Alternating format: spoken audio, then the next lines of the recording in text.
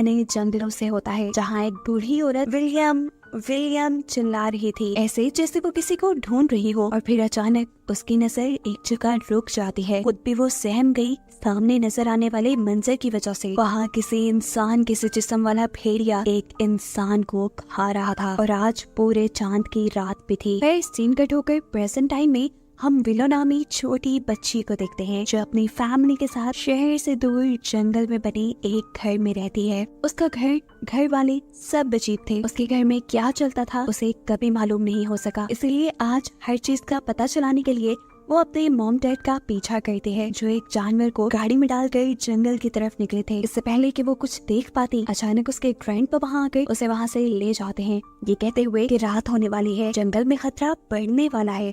अगली सुबह जब उसकी मॉम घर आई तो वो सही से चल भी नहीं पा रही थी, और उसके डैड की हालत तो इतनी खराब थी कि उसकी मॉम और ग्रैंडपा सहारा देते हुए उसे रूम में लेकर जाते हैं। और ग्रैंडपा विलो की मॉम यानी इमोजन से कहते हैं, देखो ये सब अब ज्यादा दिन नहीं चल पाएगा।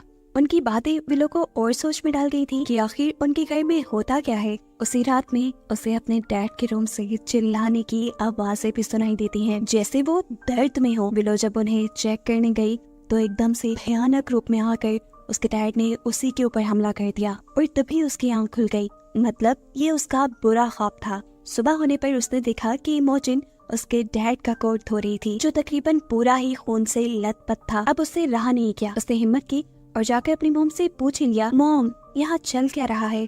इमोजिन गड़बड़ा गई और बोली, कुछ भी तो नहीं, सब ठीक है, सब नॉर्मल है। सच का पता तो लगाना था विलो को। वो चुपके से रात में अपने मॉम डैड की बातें सुनती है, जहाँ उसके डैड कहते हैं, इमोजिन मेरी हालत अब ज्यादा खराब है और मुझे पता है कि तुम मेरी वजह से मुश्किल में हो। इससे पहले कि वो कुछ और कहता, एलिजाबेथ उससे कहती है, आराम करो, और ये कहकर वो रूम से चली गई। विलो अभी भी एक सुराख से कमरे में देख रही थी, जहाँ से अचानक अब उसके डैड ही उसे देख लेते हैं, और वो उनकी लाल सुर्ख डरावनी आंखों को देखकर सहम कर अपने रूम में चली जाती है। अब तो डर के मारे उसे सांस भी नहीं आ रहा था, इसीलिए उसे ऑक्सीजन मास्क भी लगाना पड़ा। अब सुबह विलो के डैड के उठने से पहले ही इमोजिन उसे लेकर शहर जाने की तैयारी करती है। विलो पहली मर्तबा शहर जा रही थी, इसीलिए बहुत एक्साइटेड थी। उसके ग्रैंडपा जो उसे जान से भी ज्यादा प्यार करते थे, वो उसे चॉकलेट लेने के लिए पैसे देते हैं, और इनका प्यारा सा सफर शुरू हो जाता है। उसकी मॉम आधे रास्ते में उतर कर अपने कपड़े भी चेंज करती है, और चुपके से विलो उनको देखती है कि उसकी मॉम के जिस्म पर बहुत सारे चोट के निशान थे।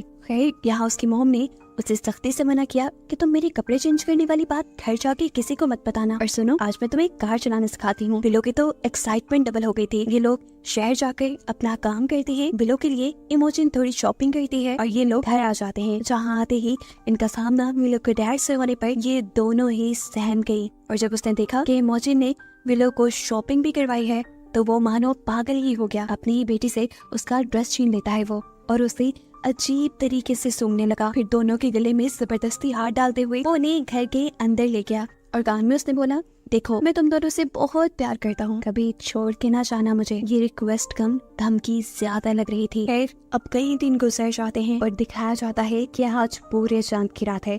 रात होने से पहले ही इमोजिन अपने गाड़ी के अंदर एक जानवर पैक करती है और विलो के डैड को लेकर जंगल के लिए निकल जाती है। वो कहाँ जाते थे, आज रात वो क्या करते थे, विलो भी जानना चाहती थी। विलो भी उनका पीछा करने का फैसला करती है। वो देखती है कि इमोजिन उसके डैड को लेकर एक गार के अंदर चली गई, जहाँ जाकर उन्होंने उसके डैड को जंजीरों से बांध दिया। इसके बाद इमोजिन जो अपने साथ जानवर लेके आई थी, उसे भी उस केव के अंदर छोड़ देती है, और फिर केव के बाहर लगा हुआ एक बड़ा सा लोहे का दरवाजा बंद करके वो अपनी गाड़ी की तरफ बढ़ जाती है। मॉम के हाथ से निकलते ही विलो जल्दी से उस दरवाजे में बने हुए गैप के जरिए उस केव के अंदर चली जाती है, अपने डैड को देखने के लिए कि आखिर उसके डैड को होगा क्या। पता चलता है कि उसे अंदर जाते हुए इमोजिन ने भी देख लिया था। वो चिल्लाती रह गई, विलो अंदर नहीं जाओ, अंदर खतरा है, लेकिन विलो ने एक नहीं सुनी।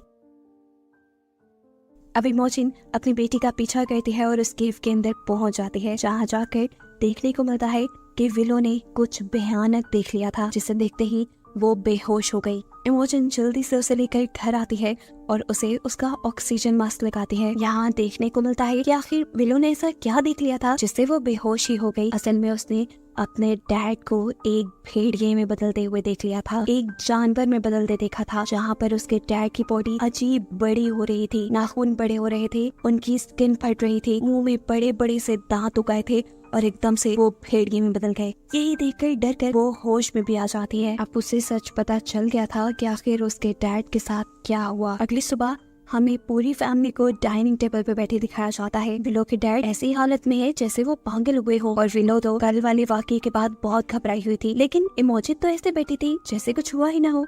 विलो अब घबरा कर यहाँ से उठकर अपने ग्रैंडपा के घर चली जाती है। उसके यहाँ से जाते ही उसके मॉम डैड उसके ग्रैंडपा से लड़ने के लिए आ जाती है कि बाहर निकालो विलो को। उसके ग्रैंडपा समझाते हैं, अरे वो डरी हुई है, उसे रहने दो कुछ दिन मेरे पास। लेकिन ये लोग जब ग्रैंडपा की नहीं सुनते और उनसे लड़ाई करने लगते हैं तो ये विलो से बर्दाश्त नहीं होता और वो चुपचाप अपने ग्रैंडपा के कमरे से निकलकर अपने घर की तरफ बढ़ जाती है। घर आकर भी उसकी दिमागी हालत काफी खराब थी। उसकी मॉम ने उसे जो नए कपड़े दिलवाए थे उसने वो भी फाड़ दिए। रात भी हो चुकी थी। चुपके से विलो के ग्रैंडपा उसके घर आते हैं, उसके कान में कहते हैं, चलो यहाँ पर तुम्हें खतरा है इन दोनों से। विलो भी उनकी बात मानते हुए उनके पीछे आ जाती है, लेकिन इस चीज की खबर पड़ चुकी थी अब विलो के डैड को, जो अपनी गाड़ी लेकर उनका पीछा करते हैं और लड़ते हुए विलो को घर ले आते हैं।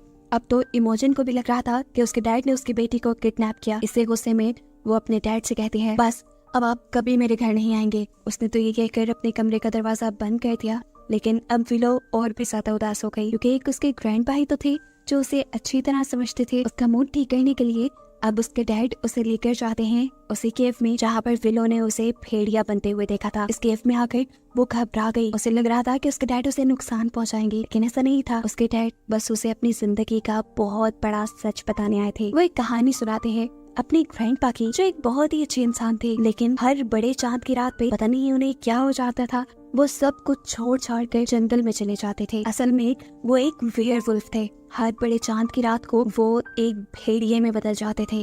भेड़िया बनकर वो अपनी वाइफ को या अपनी फैमिली को कोई नुकसान न पहुंचा दे, इसलिए वो जंगल में चले जाते थे। और ये बात उनकी वाइफ यानी मेरी ग्रैंड माँ को भी नहीं पता थी। एक दिन मेरी ग्रैंड माँ ने डिसाइड किया, आज तो मैं जाकर देखूंगी कि आखिर वो जाते कहाँ हैं। ग्रैंड माँ ने उनका पीछा किया और जंगल में आ गई। ग्रैंड माँ ने उनका भयानक रूप भी देख लिया और फिर वो बेहोश हो गई। चांदनी रात खत्म होने पर सुबह में जब ग्रैंडपा को होश आया तो उन्होंने देखा कि अपने वुल्फ वाले यानी भेड़िए वाली शक्ल में उन्होंने अपनी वाइफ को ही मार डाला था, और इस चीज से वो बहुत ज्यादा दुखी हुए थे। ये वही सीन था जिसे हमने मूवी के स्टार्ट में देखा कि एक ओल्ड लेडी विलियम विलियम चिल्लाते हुए जंगल की तरफ आई थी। असल में वही उस लड़की की ग्रैंड मॉम थी। सीन्स दोबारा प्रेजेंट में शिफ्ट होते हैं और विलो के डैड उसे बताते हैं कि मैं भी अपने ग्रैंडपा की तरह ही एक वेयरवुल्फ हूँ। ये कहते हुए वो बहुत ज्यादा इमोशनल हो गया था। विलो उसे दुखी नहीं देख पाती और जाकर उसके गले लग जाती है। ये लोग हंसी खुशी घर वापस आते हैं, जहाँ पर इमोजिन यानी विलो की मॉम भी उसे खुश देखकर बहुत खुश थी। इमोजिन भी इनकी मस्ती में इनके साथ मिल जाती है। ये तीनों बेड पर लेट जाती है, जहाँ पर इमोजिन अपने हस्बैंड से कहती है, तुम जब ऐसे होते हो तुम मुझे बहुत अच्छे लगते हो। और फिर बस सीन यहीं से कट हो जाता है और हम देखते हैं कि अगले दिन भी विलो के डैड उसे जंगल में लेकर आए थे लकड़ियां काटने के लिए, लेकिन यहाँ आते ही किसी बात पे विलो के डैड ने उसे डांट दिया। इसी वजह से वो डरी सहमी बैठी थी। ये चीज उसके डैड ने नोटिस कर ली और उसका मूड फ्रेश करने के लिए उसे कहा, तुम तो इस जंगल की प्रिंसेस हो, जिससे उसका भी मूड काफी बेहतर हो गया। फिर विलो के डैड उसे गाड़ी के ट्रंक पे बिठाकर उसे सैंडविच खिलाने लगे। वो उसके लिए कुछ और भी लेकर आए थे, जिसे लेने के लिए जब वो कार के फ्रंट पे गए तो वहाँ बदकिस्मती से उसे मिल गई इमोजिन की वही ड्रेस जिसे वो पहनकर शहर जाती थी। ये देखकर वो तो गुस्से से पागल हो गया। उसने ड्रेस सूंघी और आकर विलो से पूछताछ करने लगा। विलो ने उसे कुछ नहीं बताया तो गुस्से में उसके हाथ से उसका सैंडविच फेंकते हुए वो उसे लेकर घर आ गया। घर आते ही उसने इमोजिन को ढूंढा और उसे गाड़ी में बिठाकर जंगल की तरफ ले गया। आज तो पूरे चांद की रात भी नहीं थी। विलो को समझ नहीं आया कि अब क्या होने वाला है। अगली सुबह जब वो घर लौटे तो उसकी मॉम की हालत काफी खराब थी। खैर दिन यूं ही टेंशन में गुजर जाते हैं और फिर एक दिन विलो का बर्थडे आ जाता है, जिसे सेलिब्रेट करने के लिए इमोजिन उसके लिए केक बनाती है और ऐसे घर का माहौल थोड़ा अच्छा हो जाता है। साथ ही आज विलो का बर्थडे था तो विलो के ग्रैंडपा कैसे नहाते अपने ग्रैंडपा को एक छोटे से पपी गिफ्ट के साथ देखकर वो भी बहुत ज्यादा खुश हो जाती है। जिसके बाद अब सीन कट हो जाता है और फिर हमें काफी दिन बाद का सीन दिखाया जाता है। आज दोबारा पूरे चांद की रात है। हर बार की तरह इमोजिन और उसके हस्बैंड जंगल के लिए निकल गए हैं और रात में अब विलो के साथ भी कुछ अजीब हो रहा है। उसका एक नेल काला पड़ गया है, जिसके अंदर से अब खून भी निकल रहा था। उसका नेल उखड़ गया। एकदम से बड़े बड़े नाखून उसके पैदा होने लग गए। उसकी बॉडी भी बदल रही थी और दांत भी बिल्कुल एक भेड़िए जैसे हो गए। इससे पहले कि वो पूरी तरह भेड़िया बन जाती उसे होश आ गया और पता चला ये सब उसका बुरा ख्वाब था। जब उठी तो वो बहुत ज्यादा घबराई हुई थी। डर की वजह से अब तो उसे सांस भी ठीक से नहीं आ रहा था। किसी तरह गिरते पड़ते वो अपना ऑक्सीजन मास्क उठाती है और अपने मुंह पे लगा लेती है। हालत बेहतर होने के बाद जब वो पानी पीने के लिए किचन में गई तो उसे दरवाजे के बाहर से किसी की आवाजें सुनाई दी। इससे पहले कि वो गेट खोल देती, उसके पीछे से ग्रैंडपा आकर उसे ये करने से रोक देते हैं। अब पता चला है कि असल में इमोजिन इस चांदनी रात में अपने हस्बैंड को अकेले ही जंगल में छोड़कर घर वापस आ गई थी। इसी वजह से तो वो बहुत गुस्से में घर वापस आया था। वो इनके साथ कुछ भी कर सकता था। विलो की हिफाजत करने के लिए वो विलो को ऊपर उसके रूम में छोड़ाते हैं और फिर इमोजिन अपने डैड से एक गन लेती है। गन लेकर वो जरूर अपने हस्बैंड को मार ही देती। ये चीज विलो की रियलाइज होते ही विलो दोबारा पैनिक हो जाती है और बेहोश हो जाती है। उसकी गिरने की आवाज इन दोनों ने सुन ली थी। ग्रैंडपा और इमोजिन दोनों यहाँ पर आते हैं। वो जल्दी से उसे ऑक्सीजन लगाना चाहते थे, लेकिन अफसोस कि सिलेंडर में ऑक्सीजन खत्म हो गई थी, जो लेने के लिए इमोजिन को अब नीचे बेसमेंट में जाना पड़ता।